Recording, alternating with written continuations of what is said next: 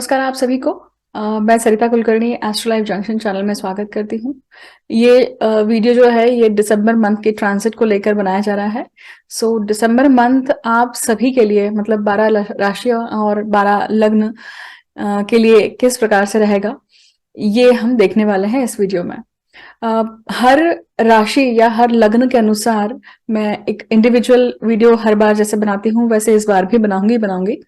तो सबसे पहले समझते हैं कि दिसंबर मंथ के ट्रांजिट क्या क्या हैं, कौन से ग्रह परिवर्तन कर रहे हैं अपनी राशियां, क्या मेजर घटना होने वाली है। और सबसे खास बात यह है कि ये साल का आखिरी महीना है और 2022 यहाँ पे खत्म होने वाला है और नए साल नए चक्र की नए चैप्टर की शुरुआत हम सभी के जीवन में होने वाली है। तो लास्ट फाइट देना है, लास्ट लड़ाई लड़ना है तो सही तरीके से लड़नी है, सही तरीके से तैयारी करके लड़नी है। तो सबसे पहले जानते हैं कि दिसंबर मंथ के ट्रांजिट क्या है और कौन से ग्रह कहाँ गोचर करने वाले हैं। अब देखिए, फिलहाल की अगर हम स्थिति देखें मतलब अभी आप देखेंगे कि शनि मकर राशि में है, मार्गस्थ हो गए हैं, गुरु भी मार्गस्थ हो गए हैं और मंगल जो है ये मैंने पहले ही कहा था कुछ 2 महीनों पहले ही कि मंगल अभी मई 2023 तक ऑसिलेट करने वाले हैं वृषभ और मिथुन राशि में। अभी फिलहाल की स्थिति में अगर कोई ग्रह वक्री चल रहा है तो वो केवल और केवल मंगल ही है। अब आगे बढ़ते हैं और देखते हैं बुध शुक्र और सूर्य। सूर्य हर महीने राशि चेंज करते हैं तो लगभग मिड मिड मंथ मतलब 16-17 के आसपास ये राशि परिवर्तन करते हैं। अभी फिलहाल आप देखेंगे कि बुध शुक्र और सूर्य वृश्चिक राशि में है। 3 दिसंबर को बुध जो है वो धनु राशि में प्रवेश करने वाले हैं और उसी महीने आप देखेंगे कि बुध जो है 28 दिसंबर को कैप्रिकॉन साइन में भी प्रवेश कर जाएंगे ये। तो बुध का जो गोचर है इस महीने ये जल्दी आगे बढ़ने वाले हैं। तो 25 दिन का लगभग इनका गोचर रहने वाला है धनु राशि में। मतलब क्या है, इसका अर्थ है कि ये पूरा महीना जो है आपके जीवन में आपको बुध जो है वो धनु राशि का फल देने वाले हैं। अब धनु राशि आपके पत्रिका में कहाँ पड़ती है उसके अनुसार आपको प्रबंध करने पड़ेंगे। धनु राशि का बुध क्या दर्शाता है? जिनका धनु राशि का ही बुध है उनके लिए बुध के ऊपर बुध का ट्रांजिट है, नेटल बुध के ऊपर ट्रांजिट मर्क्यूरी का गोचर है। इसका अर्थ है कि कुछ ना कुछ बचे हुए कार्य कम्युनिकेशन को लेकर या भाई बंधुओं को लेकर कुछ ना कुछ बड़ी घटनाएं हो सकती है। आपकी ट्रेवल्स भी जो ड्यू थे, बहुत सारे लोग हो सकता है कि वेकेशन पे जाएं, बहुत सारे लोग हो सकता है कि क्रिसमस आ रहे हैं तो क्रिसमस के वेकेशन पे जाएं या मंथ एंड मतलब ईयर एंड है तो उसके लिए भी जाएं। तो अब आप देखेंगे कि मर्क्यूरी जो है ये वक्री होने वाला है 29 दिसंबर 2022 को और 29 दिसंबर 2022 को ये वक्री होंगे और वक्रस्थ स्थिति में वापस से जाएंगे। कहां पर जाने वाले हैं? धनु राशि में। मतलब ये मकर राशि में सिर्फ 2 दिन रहने वाले हैं, 29, 28, 29 और 30। तो ये 3 दिन तक सिर्फ रहने वाले हैं और वापस से जाने वाले हैं धनु राशि में। अब देखिए, समझिएगा इस बात को, बड़ी इंपॉर्टेंट सी बात है ये। दिसंबर महीना लास्ट महीना है साल का और 31 दिसंबर सभी लोग धूमधाम से मनाना पसंद करते हैं। कुछ ना कुछ रिजॉर्ट की प्लानिंग करते हैं, बाहर घूमने जाने का प्लान करते हैं, वेकेशन करते हैं, बूज आउट लेते हैं और मदिरापान भी करते हैं। तो वो 31 की जो नाइट है उस काफी अलग अलग पद्धति से सब लोग मनाना पसंद करते हैं। अब याद रखिएगा कि इसी समय पर बुध जो हैं वो वक्री हो रहे हैं और काल पुरुष कुंडली में ये बुध आपके 3रे भाव के और 6वें भाव के स्वामी हैं। इसका अर्थ ही है पेंडिंग कर्मा का स्वामी और पराक्रम का स्वामी वक्री हो रहा है। आपके हाथ से ऐसी कोई चूक नहीं होनी चाहिए जिसका रिपेंशन आप पूरे अगले साल भर करते बैठे हैं। आपके मुख से आपके देखिए 3रा स्थान क्या है? पराक्रम का स्थान है।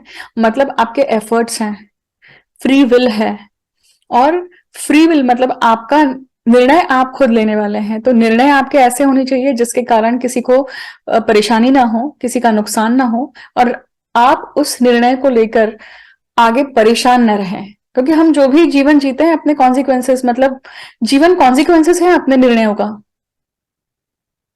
सो in short, be aware of 31st December, not to do any silly things. कोई भी बेवकूफियां नहीं करना है हमें, और ध्यान में रह के अटेंशन होकर पार्टी को एंजॉय करना है ना। आगे बढ़ते हैं। अब मैंने कहा कि बुध जो है ये वक्र स्थिति में धनु राशि में आने वाले हैं, मतलब ये पूरा महीना आपको क्या दिखने वाला है, धनु राशि का ही गोचर दिखने वाला है। बट वो 3 दिन वो मकर राशि में रहेंगे, मतलब आपके कर्म स्थान को भी यहाँ पे बड़ी ही बड़े स्ट्रांगली एक्टिवेट करने वाले हैं। अब बात करते हैं शुक्र की। तो इस महीने सिर्फ और सिर्फ बुध का गोचर है, शुक्र का है, सूर्य का है ना। अब शुक्र का गोचर किस तरह से समझ लीजिए। शुक्र भी जाने वाले हैं सेजिटेरियस साइन में, धनु राशि में। अभी फिलहाल कहाँ है, वृश्चिक राशि में है। कब तक रहने वाले हैं, 5 दिसंबर तक रहने वाले हैं। 5 दिसंबर से ये शुक्र जो है ये जाएंगे धनु राशि में, और 29 दिसंबर तक रहने वाले हैं। इसका अर्थ है कि 29 दिसंबर 30 दिसंबर को ये कैप्रिकॉन में प्रवेश कर जाएंगे 29 को। तो कैप्रिकॉन साइन मतलब आपके कर्म स्थान पे शुक्र और बुध का योग बनने वाला है। इसका अर्थ है कि लक्ष्मी नारायण योग मकर राशि में होने वाला है, और मकर राशि काल पुरुष कुंडली में दशम स्थान पे पड़ती है। आपको चेक करना है कि आपके पत्रिका में ये मकर राशि कहाँ स्थित है, वहां पे ये लक्ष्मी नारायण योग सिर्फ 2 दिन के लिए बनने वाला है। लक्ष्मी नारायण योग जो है ये समृद्धि का कारक है, समृद्धि देने वाला है। लक्ष्मी मतलब शुक्र, नारायण मतलब बुध, तो ये दोनों जब एक साथ आते हैं तो कुछ ना कुछ समृद्धि का एक अपॉर्चुनिटी, चांस लेके आते हैं। उस चांस का आप क्या करते हैं, संधि का सुवर्ण करना ये हमारे हाथ में है। अब आगे बढ़ते हैं। अब सूर्य की बात करते हैं। तो सूर्य एंटर करेंगे सेजिटेरियस साइन में, मतलब अगेन धनु राशि में। कब जाएंगे, 16 दिसंबर को। अभी फिलहाल कहाँ है, वृश्चिक राशि में। काल पुरुष कुंडली में ये वृश्चिक राशि कहाँ पड़ती है, 8वें स्थान पे। तो आप सभी के जीवन में कुछ ना कुछ अभी गूढ़ता, मिस्ट्री, कुछ ना कुछ पैतृक संपत्ति को लेकर, या कुछ ना कुछ अपने रिसर्च को लेकर, या बंटवारे को लेकर, आपके खुद के इमोशंस को लेकर, आपके खुद के अनअटेंडेड जो भी चीजें हैं, जो भी आपके डीलिंग्स हैं, वो जो आधी रही हैं, मतलब जिनको क्लोजर नहीं मिला है, आप अभी वो चीज डील कर रहे हैं। मैं इंडिविजुअली बात करने वाली हूँ हर राशि के अनुसार। तो ये है सूर्य का गोचर। तो ये इस प्रकार से आप देखेंगे कि पूरा जो गोचर है दिसंबर महीने का इस प्रकार से रहने वाला है। बाकी अगर हम बड़े ग्रहों की बात करें, गुरु का मैं अभी लेटेस्ट वीडियो बना चुकी हूँ, आप सभी उसे चेकआउट करिए अगर आपने चेकआउट नहीं किया है तो। अगर आपको नोटिफिकेशंस नहीं आ रहे हैं तो please subscribe the channel, hit the bell icon also, so that you can get the notification on the time. Along with that, Rahu Ketu जो है इन्होंने अभी साइन चेंज करी नहीं है, तो ये फिलहाल अभी मेष राशि और तुला राशि में ही चलेंगे। मेष राशि का राहु, तुला राशि का केतु है, और मकर राशि में भी शनि चल रहे हैं, और मीन राशि में गुरु। तो ये 4 ग्रहों की स्थितियां जो है इनमें कोई परिवर्तन नहीं आने वाला है। बाकी ग्रहों की परिवर्तन की स्थिति हमने देख ली। मंगल अभी वक्र स्थिति में रहने वाले हैं, और वो वृषभ राशि में ही रहने वाले हैं। इस प्रकार से ये पूरा ग्रह गोचर दिसंबर मंथ के लिए रहने वाला है। अब देखते हैं कि हर इंडिविजुअल साइन के लिए ये पूरा महीना किस तरह से रहेगा। एक और चीज ध्यान रखिएगा, आप बहुत बार कंफ्यूज करते हैं इस चीज को लेकर कि लग्न राशि से देखें या सूर्य राशि से देखें। तो आई ऑलवेज से कि दोनों से देखिए, लग्न राशि से भी देखिए, सूर्य राशि से देखिए, और चंद्र राशि से भी देखिए, क्योंकि लग्न बॉडी को दर्शाते हैं, सूर्य आपके सोल को दर्शाते हैं, करियर को दर्शाते हैं, और चंद्र आपके मानसिक स्थिति को दर्शाते हैं। तो आप तीनों के पॉइंट ऑफ व्यू से जो आपकी तीनों राशियां हैं उन तीनों का आपको प्रिडिक्शन देखना चाहिए, और इन टोटालिटी आपको एक निष्कर्ष निकालना चाहिए। ये जो मंथली ट्रांजिट की सीरीज है ना, ये खास करके मैं उन लोगों के लिए बनाती हूँ, वैसे आप सभी के लिए है, परंतु मैं खास करके उन लोगों के लिए बनाती हूँ जो लोग कंसल्टेशन अफोर्ड नहीं कर सकते हैं, लोगों ज्योतिषों की। हर किसी के पास हर किसी के पास उतना पैसा नहीं है। बहुत सारे लोग शायद अभाव में जी रहे हैं, और कहीं ना कहीं उन्हें यहाँ पे एक आस मिलती है, एक किरण मिलती है, और वो उसके हिसाब से कुछ प्लानिंग कर सकते हैं, राइट। तो जो लोग कंसल्टेशन ले सकते हैं, ऑब्वियसली यहाँ पे डिटेल्स दी गई है, आप यहाँ पे कंसल्टेशंस के लिए भी अप्रोच कर सकते हैं, या फिर आप किसी अच्छे ज्योतिषी के पास जाकर अपना पत्रिका का विवेचन भी करवा सकते हैं। अब आगे बढ़ते हैं और जानते हैं कि अब हम राशि चक्र के अंतिम राशि की बात कर रहे हैं, मीन राशि की बात कर रहे हैं, और मीन राशि के लिए देखते हैं कि ये जो दिसंबर का महीना है ये किस प्रकार से रहेगा। मीन लग्न या फिर मीन राशि, देखिए जब तक मीन राशि का नंबर आता है तो होता है क्या कि ये जो पिछली 11 राशियां हो चुकी हैं उसमें इतना समय चला जाता है तो ये सबसे कम हो जाती है, इसका जो प्रिडिक्शन होता है टाइमिंग काफी कम हो जाता है। और आप वीडियो सेक्शन में आके बहुत बार लिखते हैं आप में से सभी लोग, मैं दूसरे वीडियोस कभी कभी जब टाइम मिलता है तो देखती हूँ, और उन वीडियोस में कभी कभी ये मेंशन दिखाई देता है कि आपने इस राशि के लिए ज्यादा टाइम ही नहीं दिया, इसको आपने बहुत छोटे में निपटा दिया। तो मैं कोशिश करूंगी कि यहाँ पे इस बात को जस्टिस दी जाए और आपको सही प्रकार से प्रिडिक्शन, सही प्रकार से टाइमिंग मिले। आगे बढ़ते हैं और जानते हैं कि दिसंबर महीना आपके लिए किस प्रकार से रहेगा।